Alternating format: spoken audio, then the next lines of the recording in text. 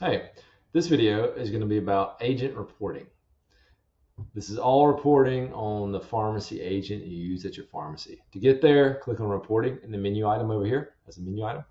And you go here, and this is what you see first. You see an option for agent reporting and events. I'll get to that in a minute. Stats, past sessions, that's your conversations, and live sessions. You have a date picker here. This comes in handy. You see inbound calls handled, calls transferred, process refills, status checks, and time savings. So this is a demo account, so there's demo data. It's not live information. This is actually our agent we use for demo purposes. So if you see some goofy stuff in the transcript I'm about to show you, that's why. It's also what we hand out to customers to demo this agent. So what you're seeing here is the agent reporting the stats for this date range, past 18 days. There's been roughly 118 demos. 5 calls were transferred. 21 of these calls resulted in a process refilled, and 10 as a status check. You see the same thing there, just in a different format. This is our intent analysis tool. So really helpful tool to help us analyze what the call is doing and the questions that have been asked, and just really the intent behind the caller's purpose. Like, why are they calling? What are they asking about? We're doing this, we're analyzing this so we can enhance our agent in a way where we can solve or answer all of these questions for the caller. So you see the average answer rate, human resolve rate of a 0. But you click here and you can understand better of what types of questions are asking, what categories, medication information, asking for help understanding a prescription label.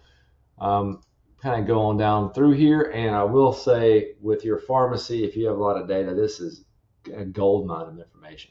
So you can really understand what your patients are asking to the agent. And also, we are soon to roll out this. By the time you watch this video, you'll probably see this.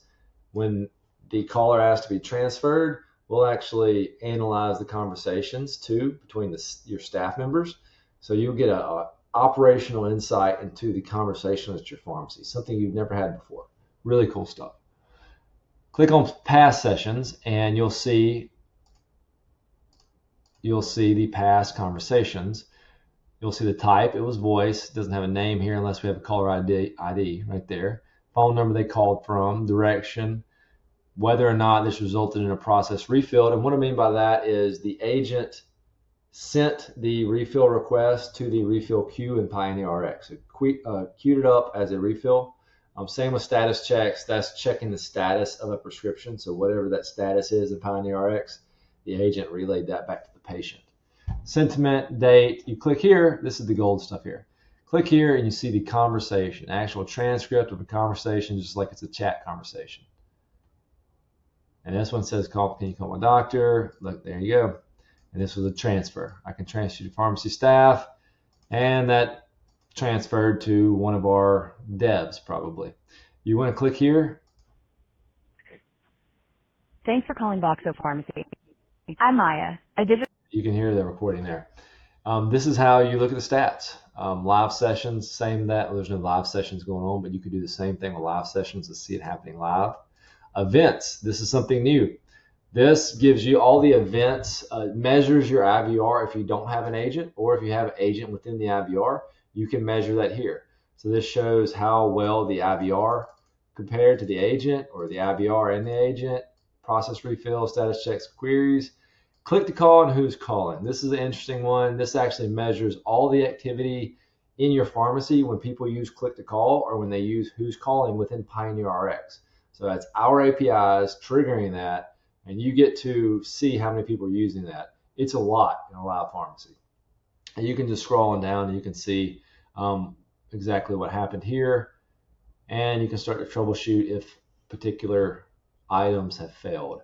You can select the request types. You can select the IVR types. And of course, you have your date range. And I always want to remind you that if you have any problems, click right here in the bottom right of your screen and you'll be connected to our support department. They are there to help. 60 seconds or less, they're going to help you out. They're there to serve you, just like we are all. So I will move on to the next video. Thank you for taking your time today.